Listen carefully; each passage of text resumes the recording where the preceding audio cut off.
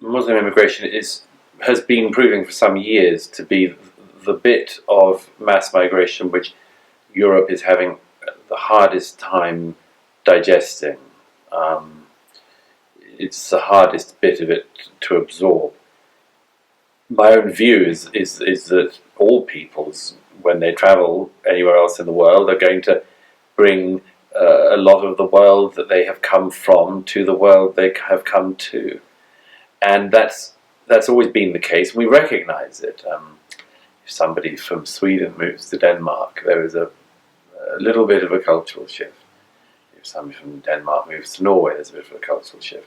And yet we have been pretending that the mass movement of millions of people from very, very different countries and cultures will just have no impact or will be very easy and straightforward. And I think that's obviously not the case. And the beginnings of every single attempt to answer the challenges we have to begin with a recognition of that very basic truth, an acceptance of that basic truth. And yes, I think that it's crept up on Europeans in every country at different stages. It's crept up on Europeans almost by surprise. Nobody would have expected us to be discussing Islamic blasphemy laws.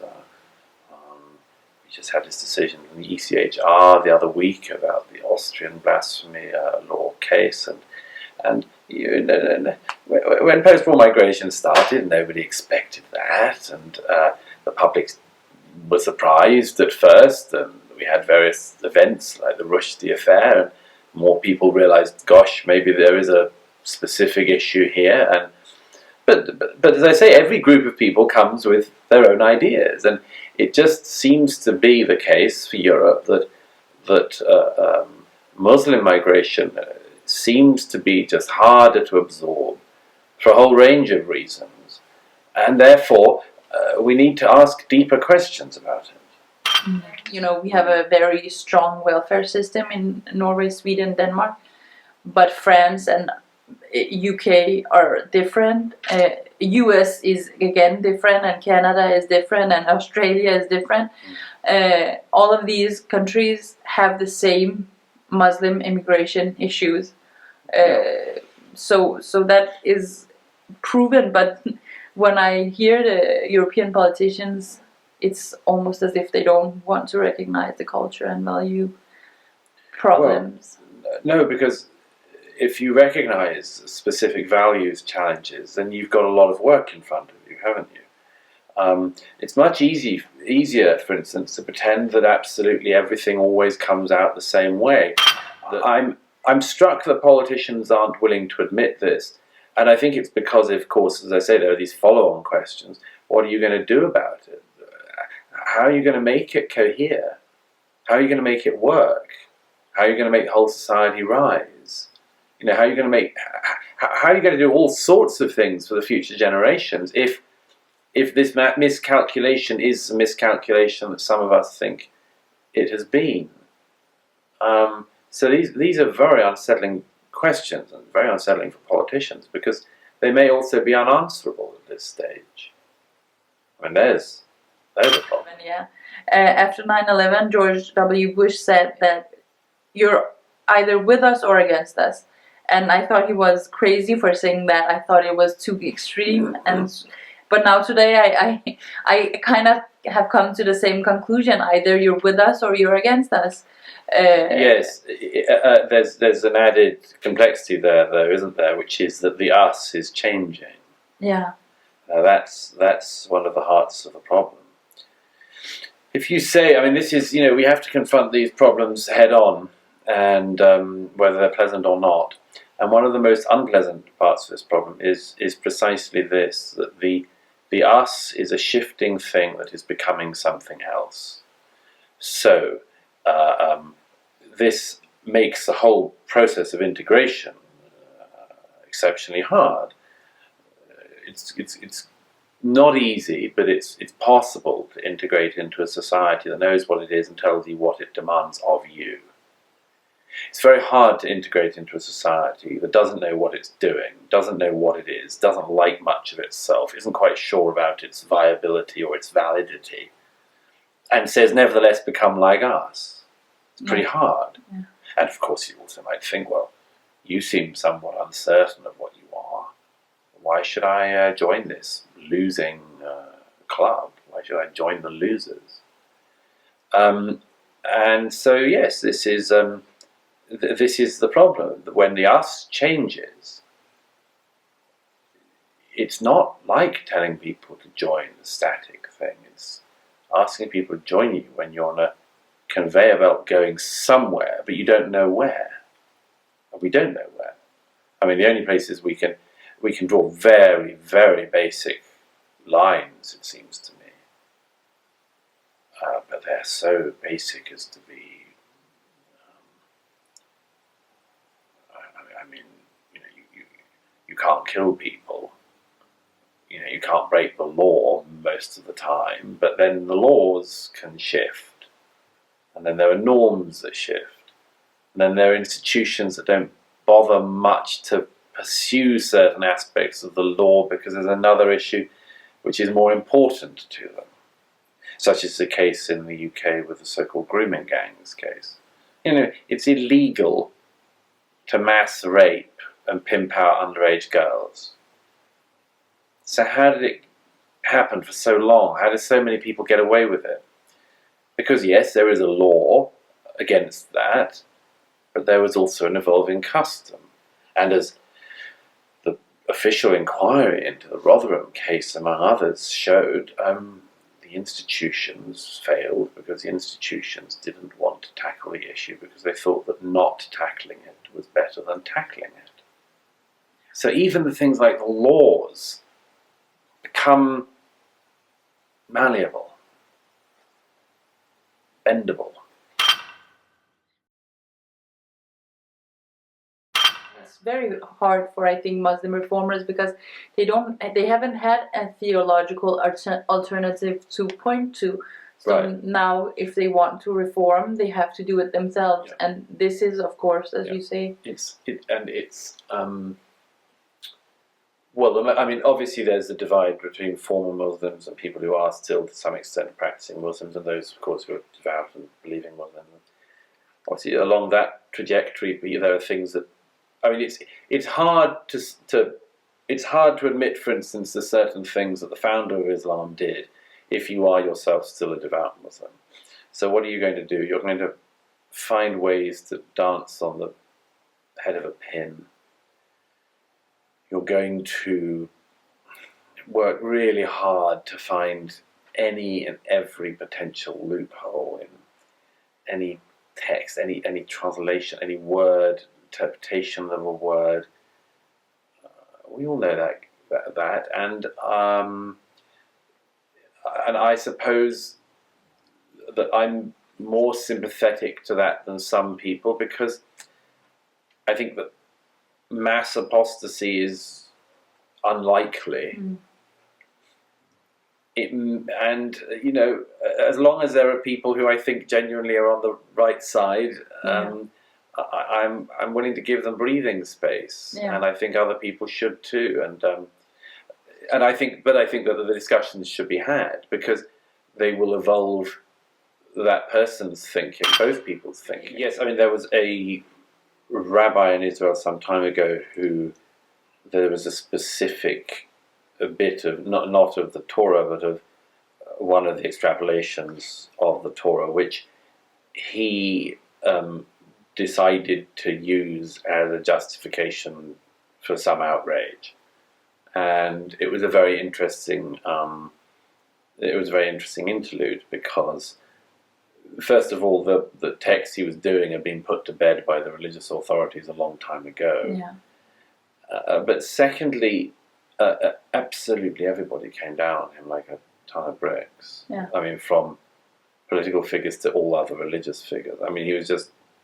It was the same thing as if David Koresh, at Waco, or let's say the Phelps family, the church that Pickett's funerals and all of that. It's like it's not hard when these people do something with one of the old texts. It's not like if you got the Archbishop of Canterbury or the Pope after, some wacko church like that uses a bit of text the wrong way. It's not as if the Pope or the Archbishop of Canterbury would say, interesting point, or, who's to say, they have their interpretation, we have ours. That doesn't happen. No. And in either Christianity or Judaism today, not that it hasn't happened in the past, and that's also important to remember, and all of these things have themselves evolved, but yes, Islam is in a different state, but I do believe if Muslims want to reform, that it is possible to reform, but then it needs to happen for us to see it. And yes, and there is also the other rider, which is maybe it won't go the same way. I think this is a very important thing to consider, because it shows us the extraordinary chips that we're playing with here. Let's say that since we have two case studies, there's Christianity and Judaism, they happen to go in a specific direction that we just discussed, but maybe the third one doesn't do that. Maybe the inbuilt mechanisms are different. Maybe the hardware in the religion is different. And I don't know. We're going to have to see. But the problem is that the modern Muslims, they just don't want to have anything to do with the text. They don't want to they just pull away from anything that has to do with religion and the discussion of religion. Why do you think that is? Because it's too big of a headache. One of the things that's most interested me in the years that I've been discussing this with Muslims and non-Muslims has been that the discovery that people don't know their texts. And I can only imagine the pain that this causes somebody brought up a Muslim like yourself when they're told that this is, for instance, the perfect man, the perfect human being who founded their religion, and then they discover these things. I mean, it's the sort of thing, of course, you split your brain in two to try to get around it. You half of your head keeps in mind that this seems to be a problem. The other half says, but he's the perfect person, so what do we do? It's an enormous amount of gears are not meeting, they're not meshing in this. And it may be, to turn to the thing of mass apostasy, it may be that this actually that there actually is quite a significant chip that is going away at the foundations of the faith at the moment, the Islamic faith. It may be there is a fairly seismic thing, because people are in larger numbers becoming aware of the contents of texts that they previously wouldn't have been aware of. And that might change everything. So it may not mean that there's mass apostasy, but a mass falling away. It could happen, I think.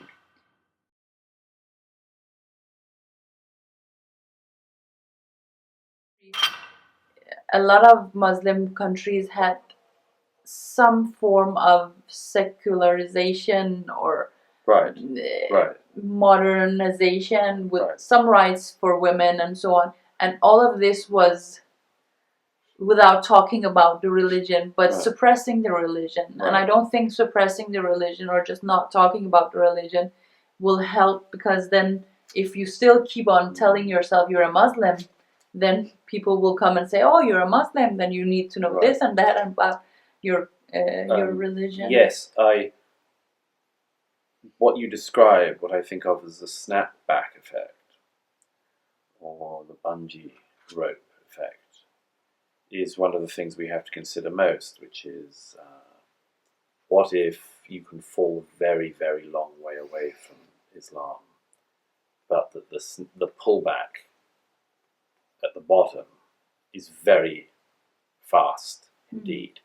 I think that's happened in, better than me, in the case of Iran, but I think that's something like that happened in Iran. I think it's something like that that's happened in a number of places. I mean, the most extreme one being Islamic State in Syria and Iraq, where a lot of the world was just bemused, including a lot of the Muslim world was just bemused, because why are these guys selling Yazidi girls? There's a slave auction. Well, they write a fatwa and they publish it explaining why, and they have all the textual justifications from Islamic scripture. That's why. And that stuff terrifies me. And I think it terrifies a lot of the Muslim world. Just to return also to the point you make about people turning away and leaving Islam and so on. I think that one of the things that has to be borne in mind is the danger of that happening in any case, whether there's nothing I can do or say about this, it's going to change it, but just I observe and I say, look, if that were to happen, don't be sure that there's a happy ending that way either, because people whose a significant amount of their identity is based on their religious identity, their cultural identity is basically tied up with the religion and so on. Don't be sure that if they jettison that entirely, that the rest of the story is happy. Because what do they become? And I've had this conversation with a lot of people who have left or are leaving Islam, as well as people who would not think of it, is that basically one of the things that keeps them in is, what else am I going to be? And this is a very significant challenge for Western societies, I think, now that we have very large Muslim populations, is we have to have some answer to that.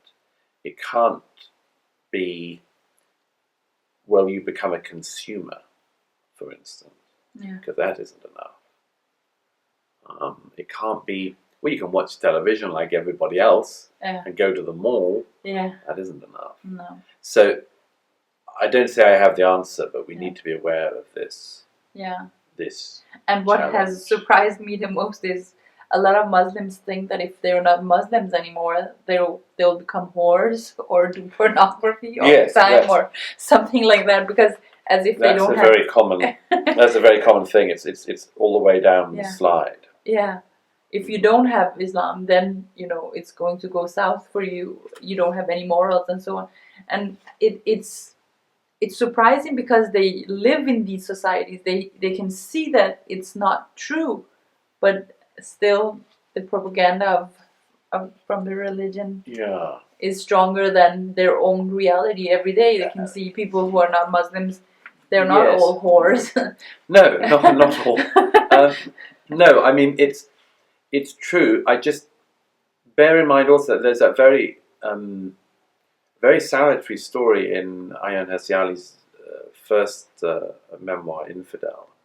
You remember she tells the story of her sister who also came to Holland and couldn't cope with the life, really, and literally turned her face to the wall. I mean, just couldn't cope with the liberalness, apart from anything else, the freedom. Again, you know better than me, but I think there might be quite a lot of people in that position. True. And the last question, I don't know whether we don't have that much time either. The last question is a very open question. How optimistic are you about the survival of the Western civilization? How long have we got? Look, optimism and pessimism are not terms I'm very fond of, because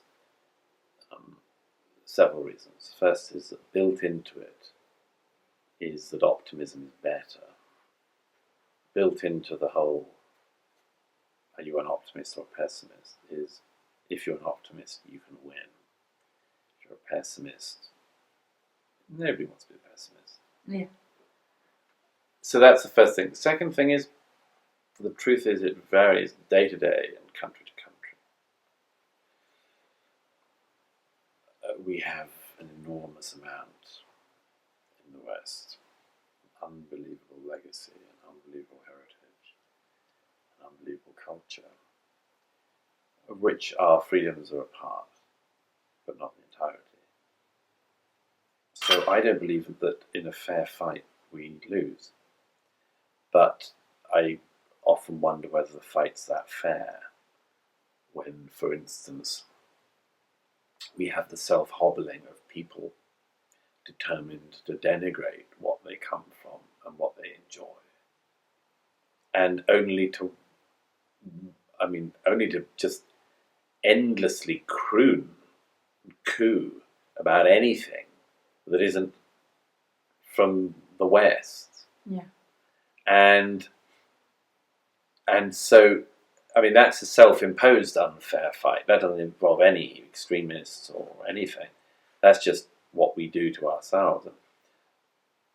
I'm struck very much at the moment by the extent to which there seems to be an innovation of smart people who should know better. I'm very struck by how few adults there are left in the room. It's very, very worrying. That too much, I think, on a range of issues is being carried by too few people, and it's not sustainable. And most of the adults have left the room. There is an absolutely dead certainty these days that if you find somebody in authority in an important institution, they will not be able to sustain the validity of the institution on its own terms. They will have imbibed or be in the process of imbibing a whole set of self-negating propositions given to them by people who loathe them. And almost without fail these days, this is the case. And that makes me very, very worried. Not pessimistic, very worried. I'm very pleased that people are finding stuff out for themselves that the mainstream media won't tell them. But I think it's very dangerous if we end up in a situation where a phrase I'm always quoting from Irish writer Kevin Myers, I think it's very worrying if we get to the stage where truth is whatever you're having yourself. Yeah. I think it's not possible to cohere a society without some kind of agreed upon stories of what happened yesterday. An agreed version of what happened yesterday. Yeah. And we're coming away from that. Yeah. So I agree. I think one of the biggest points for optimism is exactly as you say, is people and the technology that people are now able to harness to break through. But that itself, as I say, is not an unalloyed good. I can see many ways down the road in which that has a problem. But look, all you can do on these things, my mind seems set up to identify problems. And I think all you can do in a society, certainly that is as complicated as ours now are, is to have your headlights on as full on as you can, to see all the problems that could come. Because you can't see round many corners, but you can see as far ahead in the road as you can. And that should be the aim. To just keep as focused as we can on what we can see in front of us, and to therefore behave cautiously, to behave wisely. And that's one of the things that in my book, In the Strange Death of Europe, I just urge people to do. I'm not telling Europe never to take any more migrants. I'm not telling people to be mean to anyone. I'm not telling them to do anything that isn't within the bounds of tolerable, liberal, democratic norms. But I'm telling people, be careful. Be very careful with this thing you're driving, because it's the only thing we have. It's basically the best chance that the world has, and that people who care about freedom have. So don't drive it off the cliff because you're bored, or weren't paying attention, or couldn't be asked. Don't do it for those reasons. Don't do it for any reasons.